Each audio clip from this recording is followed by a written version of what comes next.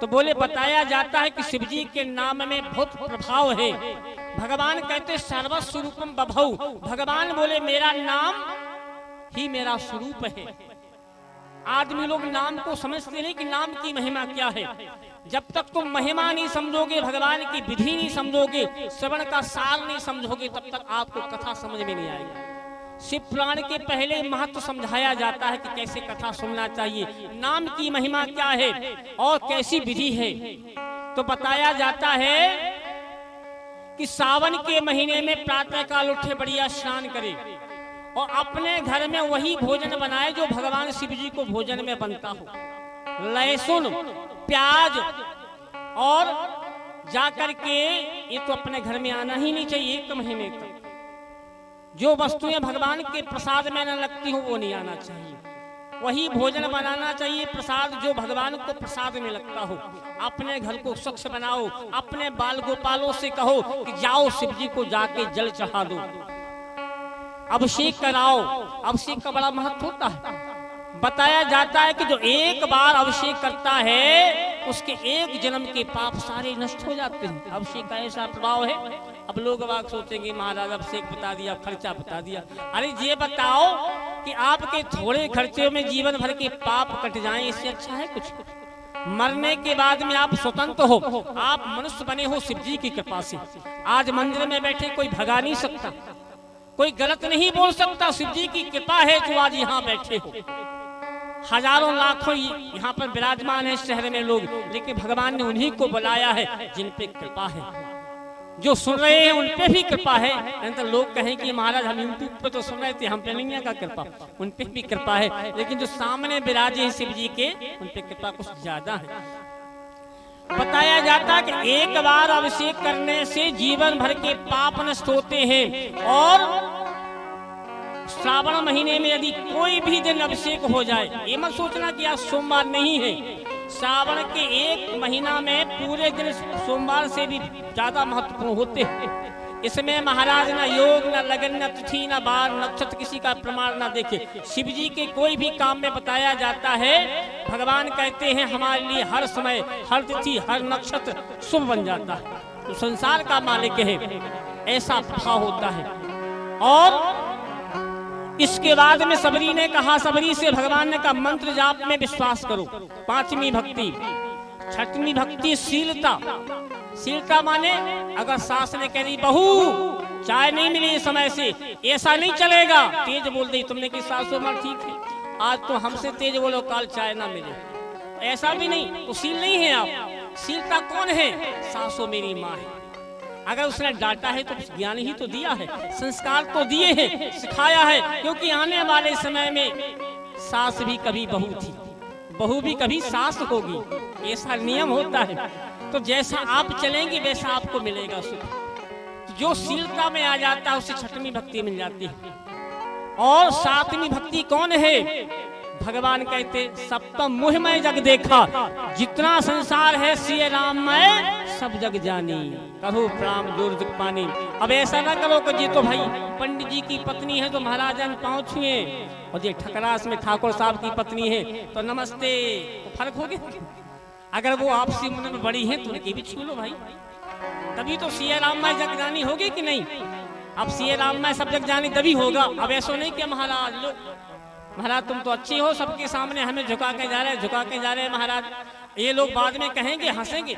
यदि किसी से आदमी पहले से नमस्कार या राम राम कहता है तो जो सामने वाला समझता है कि देखो झुकने लगा है, अब तो हमारा जलवा हो गया भाई, हमें कुछ बनता है तभी तो लोग झुकते हैं। लेकिन वो ऐसे नहीं झुका, वो ऐसे झुकाए, वो नाम के भाव में झुका।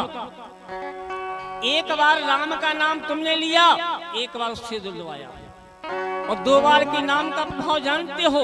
स्वयं भगवान राम जो परमात्मा है, भगवान भोलेनाथ के स्वामी हैं, जो नाते हैं, वो भी राम की महिमा नहीं समझ पाते। राम न सके राम गुण गाई।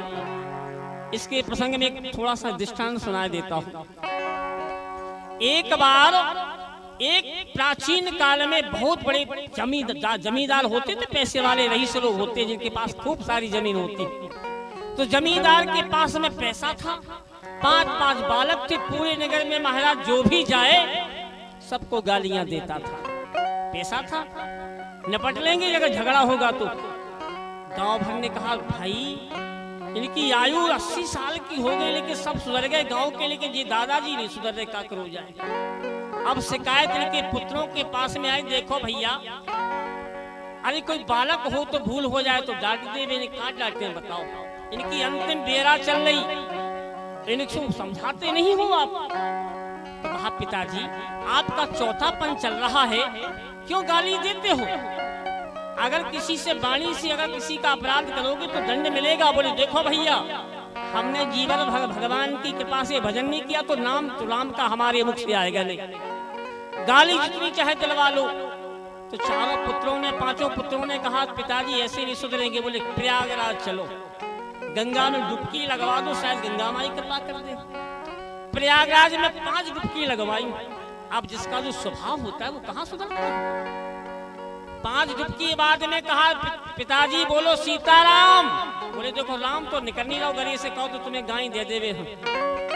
करम पे लड़कर ने हाथ ठोको के प्रभु सब सुधर गए, लेकिन ये नहीं सुधर रहे, इनको का होने। तो वहां के पंडा लोग होते हैं, आप लोग कभी गए हो प्रयागराज में, तो पंडा लोगों ने देखा कि यजमान पैसे वाला लगता है, बहुत बड़ी गाड़ी से आए हैं। पंडा लोग 4 व्हीलर वालों को ज्यादा देखते हैं, जो साइकिल से जाए मोटरसाइकिल से उनसे कहते बैठो इंतजार करो, वेटिंग में हो तो वेटिंग में हो, फॉर्च्यूनर वाले देख रहे। अब महाराज जैसे पंडा आए 4-5, अरे भैया क्या बात है, जयमान दुखी लगते हो? बिल्कुल पिताजी से दुखी, सब आनंद है बात, क्यों क्या बात है? बोले इनके मुख से गाली निकलती है, ऐसे कैसे होगा, खर्चा चाहे जो भी हो जाए इन्हें सुधार दो महाराज। बोले 10,000 रुपए लगेंगे, उस जमाने में 10,000, ऐसा जाप करेंगे, ऐसी पूजा करेंगे पिताजी सुधार जाए। बोले हमने दिए, पैसा ले लो, भोजन का ले लो, लेकिन हम जा रहे हैं इन्हें सुधार के दियो। बोले समय बताओ महाराज। बोले 1 महीना दे दो। अब जिसका स्वभाव हो कहाँ होता है। अब पंडा लोगों ने रोज कहा कि बोलो जय सीताराम, बोलो जय सीताराम। बोले पंडा जी तुम मर जाओ, तुम्हारा बाप मर जाए तो ना बोले। जब हमारे गांव भर नहीं सुधार सके हमें, हमारे 5-5 लड़का नहीं सुधार सके हमें, तुम सुधारो। देखो तो पंडित जी ना होते तो अबे हम तुम्हारे भी भावने पार देते गायों से। अच्छा बोले हाँ, तो बोले ठीक है महाराज गाय ना दो भैया, ना सुधरो, ना लो राम को नाओ। तो एक दिन जब पूरा महीना हो गया, एक दिन ही बचा, घर से बच्चों का फोन आया, तो बोले काय महाराज खर्चा दिया है तो पिताजी में सुधार हुआ है। पंडा लोग बोले बिल्कुल नहीं बहुत सुधार। पैसे वाले होते हैं, बड़ी साम दाम दंड भेद वाले होते हैं। कहा देखो महाराज यदि सुधार नहीं हुआ तो पैसा ब्याज लगा के ले लेंगे। अब बोले अब क्या करो जाए, अब नहीं बचत। पंडा लोग भी घबराने का बिल गए, बड़े आदमी क्या करो जाए। पैसे वाले बड़े दयालु भी होते हैं, थोड़े कठोर भी होते हैं कुछ कुछ। एक दिन ही बचा, ब्राह्मण बुद्धि बड़ी तेज होती है। अग्रम सोचे बानिया, सबसे ज्यादा बानिया बुद्धि का भी तेज होता है, ब्राह्मण के बाद बुद्धि बानिया की होती है। तो बताया जाता, पंडित जी ने कहा कि 1 घंटा 2 घंटा रह गए महीना होने में, क्या किया जाए। बोले दादाजी आपसे हाथ जोड़ के आज विनती कर रहे, हमें जीवन में पूजा पाठ करवो छोड़ दें, लेकिन एक बार तुम्हें अपने लड़कन को कॉल है, एक बार हमारी कहीं से एक बार राम जी की कॉल खा जाओ, नाम ना लो भगवान को। एक दूसरा लड़का है किसान को, उको लाओ राम, उको तो कॉल खाई जाओ, भगवान को ना लो लाओ। तो इनने सोची किसान को लड़का है उको तो नाव ले ले। बोले राम की कसम हम गाय देवो नहीं छोड़ सकते। बोले होगो काम, एक बार कह दी राम, बोले होगो काम, पंडित ने कह दी होगो काम। अब जजमान को नहीं डर, सुधार होगो। अब लड़कन को फिर फोन आ, बोले महाराज टाइम अब महीना होगो, सुधार होगा। बोले पूरो पूरो। लड़का बड़ी प्रसन्न कि दादाजी सुधर गए हमारे। नाती भी बड़े प्रसन्न, महाराज के लाने फल की टोकरी ले आए, बढ़िया बड़ी। जजमान जब खुश हुए ना तो महाराज भी छक जाग लेत लेत के भैया तो गम खा जाओ, कैसे एक बैंक को खर्चा तो होगा, दूसरी खुल जाए खाते। महाराज सब कुछ लेके आए, महाराज को वस्त्र दिए, पैसा दिया, महाराज प्रसन्न हो बिल्कुल। आपके पिताजी बिल्कुल राइट हो गए, सुविधाएं दिया, वो फिल्म चालू कर दो। तो काय महाराज तुम तो करते जी सुधर गए। बोले सुधर नहीं गए, देखना जी मरते समय बैकुंठ में जाएंगे। तो हम जो है सामने हनुमान जी का मंदिर था, बोले इन्हें प्रयागराज में मंदिर है हनुमान जी का, देखा हुआ किले के पास। बोले हम अपने किले वाले हनुमान जी की सौगंध खाते हैं, इनका कल्याण होगा, अगर नहीं होगा तो जो चाहो वो ले लेना। बोले कैसे पता होगा? बोले बता देता हूँ, जो स्वर्ग में जाता है, ये कथा जो आपको कोई नहीं बताएगा, हमारे प्रभु की कृपा ऐसी है कि कुछ गूढ़ कथाएं भी सुना देते हैं इस पुराण के साथ में। तो बताया जाता है, उस पंडितों ने कहा कि जो स्वर्ग में जाता है और नरक में जाता यही पता हो जाता है, लेकिन लोगों को पता नहीं है। तो बताओ महाराज कैसे पता होगा? अगर तुम्हारे पिताजी मरेंगे जब, तो गांव भर के सारे आदमी जलाने के लिए जाएंगे शमशान तक, तो तुम्हारे पिताजी स्वर्ग में जाएंगे। और अगर तुम्हारे पिताजी की अर्थी में 2-4 लोग जाएंगे तो जान लेना कि नरक में जाना है। यही तुम्हारा रिजल्ट है। बोले अब तो जान जाओगे? बोले हो महाराज, हमें स्वीकार है, पैसा नहीं ले रहे हम अभी तुमसे। भगवान की कृपा से दादाजी घरे पहुंचे। अब मरने का पता थोड़ी है कि आदमी कब मर जाए। अब दादाजी ने सोची कि भाई रबड़ी खा खा के शरीर बनाओ, 10-20 साल और जी, 80 के तो भाई है। और जैसे जो घरे पहुंचे और भोजन किया और इनकी मृत्यु हो गई। मृत्यु हो गई महाराज, पूरा गांव गया। अब गांव क्यों गया? खुशी में, जब ब्याज ठीक मर गए, चलो बार यहाँ जिंदा ना हो गए। बे गए 2-2 लकड़ियां लेके महाराज, तो एक एक लेके जात, गांव भर के आदमी 2-2 लकड़ियां लेके गए, कितना बच ना जाए, इनके भूत इनकी आत्मा ना भटक गए निकला। तो पूरे जब नगर के आदमी जल बच्चा से जाए, इनके लड़कन ने देखो कि हाँ महाराज कह रहे थे पूरा गांव भर जाए तो बैकुंठ में। बोले दद्दा तो बैकुंठ में जा रहे महाराज, फोन किया आप सफल हो, आपकी पूजा सफल है। महाराज ने की हो गो काम, गुरुजी लाज रख ली आपने। अब गांव के जा रहे अपने ब्याज का दूर करवे के लाने। अब महाराज जैसे जलाया और जलाने के बाद में जो मरे, तो कहाँ पहुंचे? यमराज के पास। धर्मराज ने कहा विचित्रवीर, चित्रगुप्त निकालो फाइल इसकी, क्या है जमींदार की। बोले महाराज जीवन भर पापी पाप करे, जीवन भर पाप करे, पूरी फाइल भर गई।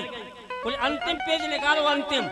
वो अंतिम पेज जैसे उदारी का फाइल का निकाला, वो में लिखो तो राम, एक बार राम लिखा था। अब यमराज ने की काके दे राम को, का दे दे मीखा बताओ, का दे दे बे। तो बोले हम समझ से बाहर है बात। तो धर्मराज पहुंचे किते? ब्रह्मा जी के पास। ब्रह्मा जी बोले एक बार राम का नाम लिया है तो क्या दे दे, हमें भी पता नहीं। तो शिव जी ना पहुंचे। अब जो जमींदार की आत्मा कह रही ब्रह्मा जी से कि देखो का तुम हमें खिलौना समझ रहे का, हम कौन तुम्हारे नौकर हैं? कहते चलो उते चलो, हमें सबरी अदालत में घुमा रहे, हमें एक ही जगह बता दो का हो रहे। हम सांप बनाओ ने अजगर बना दो, शेर बनाओ ने शेर बना दो, लेके फिराओ ना महाराज। हम जमींदार आए एसी में सोते भटकाओ ना, घाम में पसीना आ रहा। ब्रह्मा जी ने कहा यहाँ भी यही हाल है। अब जाकर के शिव जी के पास पहुंचे। शिव जी ज्यादा राम का नाम लेते हैं। तो कहा प्रभु आप तो राम के स्वामी हैं, वो आपसे ज्यादा राम को कौन जान सकता है? तो जानते हो कहाँ कहों लग नाम बड़ाई, और राम न सके राम गुण गाई। शिव जी बोले राम के नाम को तो राम जी भी नहीं जानते, हम क्या जाने। अब शिव जी के पास से ले गए और राम जी के पास पहुंचा। राम जी के पास में पहुंचा तो गुस्से में लाल आंखें आत्मा की, जो जमींदार की आत्मा है गुस्से में लाल है। और देवताओं से बोला अगर तुम भगवान ना होते तो आज तुम्हारे भी हम भौरे पार देते गायों से। तो भगवान को डर गया बेचारा, अगर इनको गालियां अगर हम देंगे तो पृथ्वी पे नहीं जा पाएंगे। तो बोले प्रभु अब जो कुछ चाहो। तो भगवान कहते हैं कोटि विप्र बध लागे चाहू, आए शरण तजे नहीं काहू। भगवान राम जी कहते हैं हमारे लेकर आए गो, अब बैकुंठ में रंदू। तो बताया जाता कि 13 दिन के भीतर भीतर इनके पुत्र को सपना आया कि तुम्हारे पिताजी को बैकुंठ का वास मिल गया। तो ऐसा नहीं है, एक राम में कितना प्रभाव है। आज राम के प्रभाव को, राम के स्वभाव को बता दिया। सबरी ने कहा कि प्रभु आपने 9 भक्ति बता के मुझे धन्य धन्य कर दिया। ऐसे महाराज सबरी का प्रभु ने तुरंत देहांत करवा के बैकुंठ वास कराया।